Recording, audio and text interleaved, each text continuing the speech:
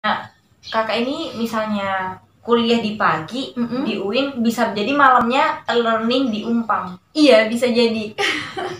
Terus kakak juga organisasi kan ketua wakil ketua Dema. Itu gimana sih, Kak?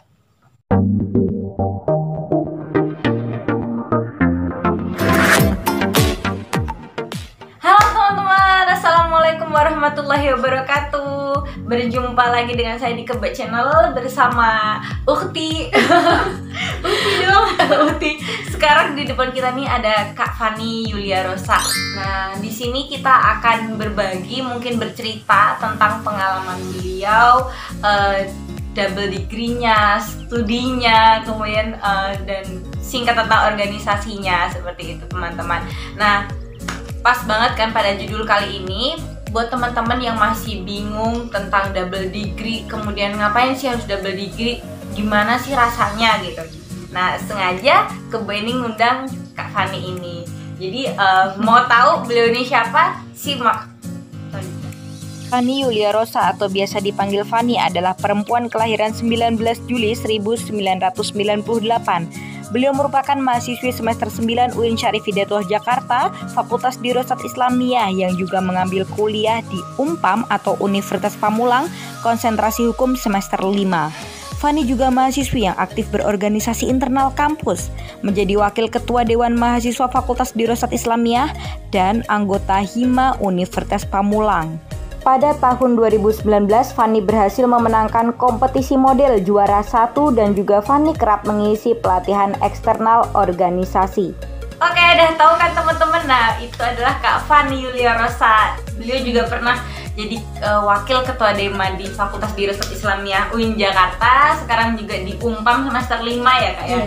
Oke, sekarang kita langsung tanya teman-teman. Pasti udah nggak sabar kan? Nah, Kak Fani, Iya, gimana perasaannya ada di perasaannya kayak, waduh nih nggak sama orang. Wah, beliau tuh wow banget, saya malah malu. Aduh, kayak banyak gitu yang double degree ya. Tapi kenapa Kak Kubu milihnya Fani gitu? Sengaja nih, karena menurut saya Kak Fani ini di Rosat ini aktif. Kemudian di Umpam katanya kakak ikut Hima. Iya, atau Demanya di UIN gitu ya? Iya, kalau di UIN kan adanya Dema Kak, kalau di Unpam adanya Hima, Himpunan Mahasiswa. Jadi saya ini memilih orang double degree yang organisasinya juga bagus gitu. Gitu. Kan bingung ya bagi waktunya. Kemudian sebelumnya sih mau nanya nih Kak, kenapa kakak ambil double degree? Menurut kakak apakah nggak cukup gitu study di Dirosat Islam? Oke, yang pertama kenapa mau ngambil double degree? Ini ada cerita panjang sebenarnya. Cuma singkat ceritanya begini, kalau di Dirosat itu kan kita terbiasa dengan budaya anak pesantren lah ya.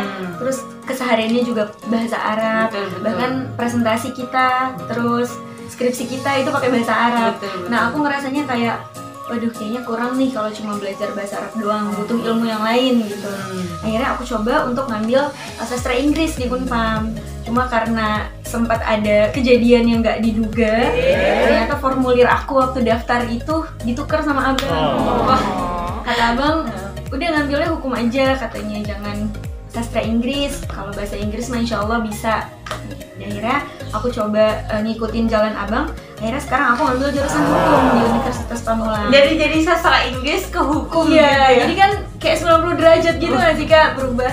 Cuma lagi-lagi segala ilmu yang kita pelajari itu kan pasti ada kaitannya gitu, saling ada hubungannya. Jadi ya udah nggak apa-apa, kita coba aja gitu, nggak ada salahnya kita ngejalanin challenge yang ada di hidup gitu, yang ada di depan udah jalanin aja, kita coba. Ya udah, alhamdulillah gitu ya ceritanya sampai semester 5. Tapi di hukum ini kakak betah nggak atau gimana? Kalau dibilang betah nggak betah kembali ke diri sendiri ya.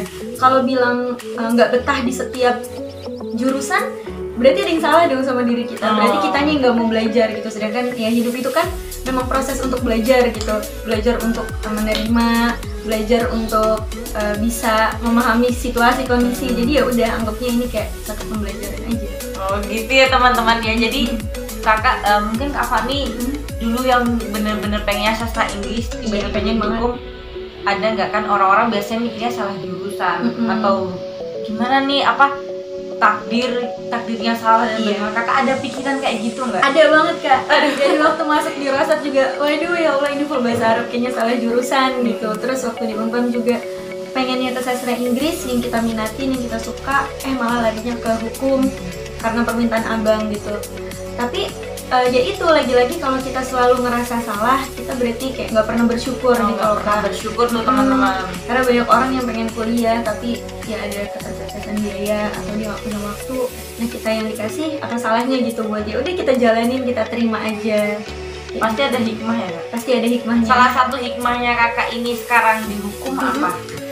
Dulu tuh aku orangnya baperan banget, kayak kalau digentak, terus kalau denger orang suaranya keras ya, suaranya intonasinya tinggi, aku tuh kayak kenapa kok dia marah gitu. Tapi sekarang karena ketemu anak-anak hukum, kayak ya udahlah biasa aja, udah biasa ngedenger di kelas. Iya ya, perdebatan biasanya. Perdebatan itu biasa. Nah gitu. Mungkin teman-teman di rumah yang ngerasa salah jurusan bisa cari hikmahnya sendiri gitu ya kak ya. Lucunya ini kan orang yang di Dirosat udah masuk di Dirosat itu biasanya kayak ngerasa udah berat, nggak mau, kalau misalnya mau pindah jurusan itu nggak usah double degree gitu. Kenapa ini malah Kak Ani ini mau gitu? Kalau aku sih prinsipnya, kamu tuh nggak salah jurusan, kamu cuma males aja gitu. Tuh balas tuh, nggak ada salah jurusan. Iya, jadi ya udah dinikmatin aja, dijalanin. Karena kalau nggak ditekuni ya nggak selesai gitu ya kak. Ya sekarang nih lagi proses.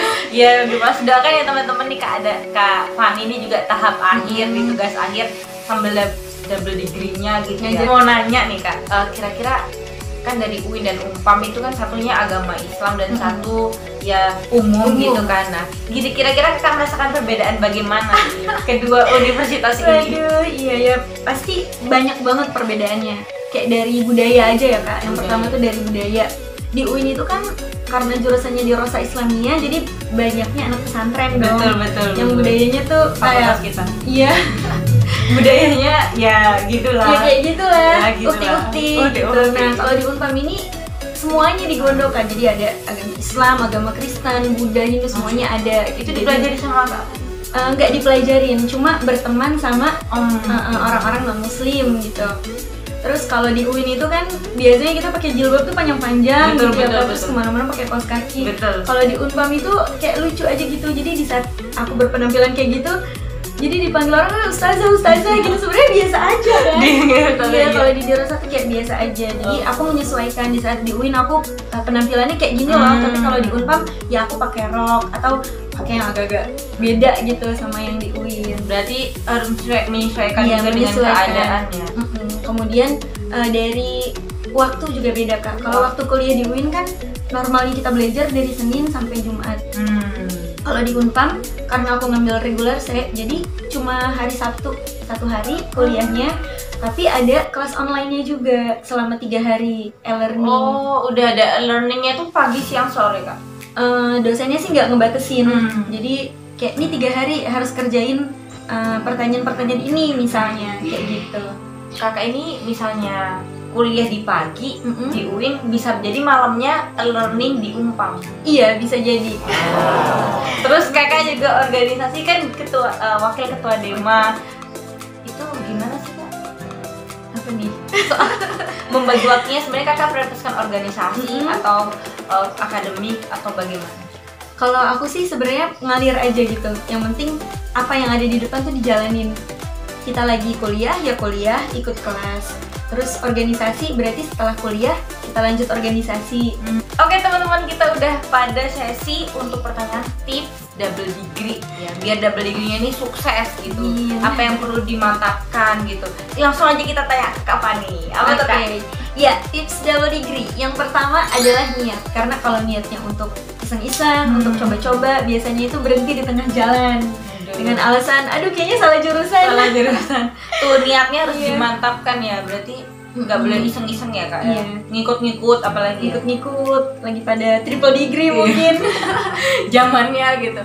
Oke, kemudian yang kedua adalah finansial. Kalau misalnya teman-teman nggak dapat beasiswa, minimal banget punya cuan yang cukup kak. Jadi nggak menyusahkan orang tua. Jadi itu cuannya harus cukup juga, jangan langsung masuk. Terus yang selanjutnya kak? Selanjutnya yang ketiga adalah manajemen waktu. Jadi harus tahu kira-kira mana nih yang lebih prioritas, mana yang harus kita utamain. Yang keempat adalah menjaga komunikasi. Wah, menjaga komunikasi. Iya, baik komunikasi ke teman atau ke dosen. Karena kadang gini loh Kak, kalau kita nggak mau diketahui sama teman-teman, kalau kita kadang-kadang ada tawadu gitu ya. Aku juga awalnya kayak gitu, nggak mau orang tahu gitu. Tapi ternyata di saat teman-teman kita tahu bahwa kita itu kuliahnya double, itu sangat membantu banget. Di saat kita lagi ada tugas atau lagi ada hal yang harus kita tahu tapi ketumpuk di grup, itu biasanya teman yang deket sama kita yang tahu, teman yang ngerti sama kita itu dia bakal chat personal kan, besok ada kegiatan ini loh, atau kan kita ada tugas ini loh, jangan lupa kerjainnya gitu. Jadi penting banget ngejaga komunikasi sama teman atau sama dosen.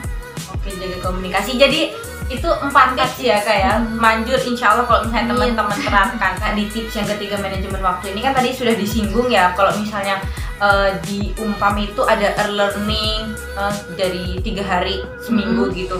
Nah itu gimana bagi waktunya sih? Sedangkan Kakak juga organisasinya aktif gitu. Di 2 tempat universitasnya aktif loh teman-teman. Gimana itu cara bagi waktunya? Iya, sayangnya seminggu itu cuma ada 7 hari ya. Iya, makanya 10 hari sedikit. Nah 7 hari ini sedikit loh teman-teman. Gimana nih? Oke, kalau aku dari Senin sampai Jumat itu kuliahnya di UIN kan. Senin sampai Jumat. Jadi sorenya aku pakai untuk ngajar sama ngerjain e-learning. Kan e-learning itu 3 hari Kak selama 1 minggu. Kemudian di hari Sabtunya, aku full untuk Unpam. Jadi mau ada acara, mau ada kegiatan di hari Sabtu tuh bener-bener nggak boleh diganggu. Itu hari untuk kuliah aku di kampus kedua. Terus di hari Minggu di saat orang-orang lain weekend, aku juga nggak melulu pakai hari Minggu itu untuk main gitu. Tapi kadang dipakai untuk ikut organisasi. Biasanya kan suka ada acara-acara organisasi atau acara kampus yang diadainnya di hari Minggu. Jadi weekendnya sangat produktif ya, jadinya bukan weekend lagi namanya. Iya, jadi dipakai untuk. Jadi kalau misalnya ada yang minta jadwal Kakak misalnya untuk isi, misalnya latihan kader dan sebagainya, itu mungkin di hari Minggu gitu ya Kakak cari yang. Iya, di hari biasa juga sometimes bisa, cuma harus. Tapi kan Kakak ngajarnya banyak. Ngajarnya banyak nih Kak Fani karena suka sama anak-anak kayaknya. Gimana di pedofil dong? Bukan maksudnya suka penyayang anak. Maksudnya hobi ya, hobi. Itu apalagi sekarang nih teman-teman, untuk di bab manajemen waktu ini Kak Fani ini sedang merintis sebuah platform keislaman. Ya di sini katanya juga ada mengajar ataupun diskusi gitu, kajian keislaman. Tapi itu tetap mengganggu Kakak dalam? Enggak sih, enggak ada yang mengganggu. Menurut aku nggak ada yang mengganggu. Gimana kita bisa ngebagi waktunya aja, kita nganggap dia itu seberapa persen pentingnya gitu. Jadi kita utamain. Berarti harus dipersenin. Iya. Dipersenin tuh teman-teman. Untuk double degree tersebut prospek kedepannya tuh lebih dihargai. Kalau misalnya ngelamar kerja, misalnya gelarnya double gitu, itu tuh lebih dihargai atau dilihat sama aja atau gimana? Ada nggak bisikan-bisikan? Ya karena posisinya kan aku masih kuliah ya Kak, jadi aku belum ngalamin gitu.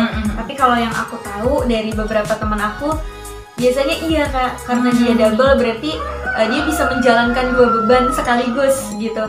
Cuma lagi-lagi kembali ke orang itu, apakah dia nilainya baik atau dia bisa membaca kondisi dan situasi gitu. Oh gitu ya Kak. Wah, jadi teman-teman ini kalau double degree insya Allah nggak sia-sia gitu, walaupun ada yang bilang ngejual gelar doang, enggak, itu tuh nggak kayak gitu, tapi itu adalah salah satu yang membantu kita gitu ya Kak untuk mencari lowongan pekerjaan gitu. Mungkin di luar sana tuh ada yang masih bingung Kak gitu tentang mau pengen ngambil double degree tapi masih bingung keunggulan atau gimana. Mungkin ada pesan for the last statement. Ya karena apa ya, karena aku masuk fakultas pertama atau kampus pertama itu juga pilihan orang ya, pilihan abang juga. Terus di kampus kedua juga pilihan abang. Saranku sih kalau mau double degree usahain pilihan sendiri gitu. Jadi bener-bener dari hati gitu loh. Iya, kayak gitu. Pokoknya teman-teman, tapi mereka kalau misalnya masih takut-takut, menurut Kak Fani gimana? Kalau masih ragu-ragu lebih baik ya udah fokus sama yang satu dulu aja. Takutnya nanti dua-duanya nggak kepegang gitu. Ya walaupun mau ikut sukses kayak Kak Fani, nggak semuanya pakai jalur double degree. Tapi tadi tipsnya udah dibagikan sama Kak Fani. Makasih ya Kak Fani, semoga platformnya keislamannya juga maju ya. Amin. Wah keren ya.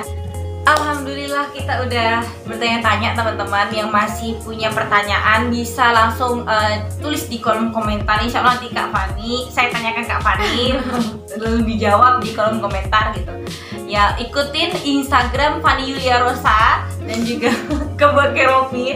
Pengikutnya udah banyak banget, tapi ini Kak Fani ini orangnya postingan. no postingan. Tapi bukan berarti beli Kak.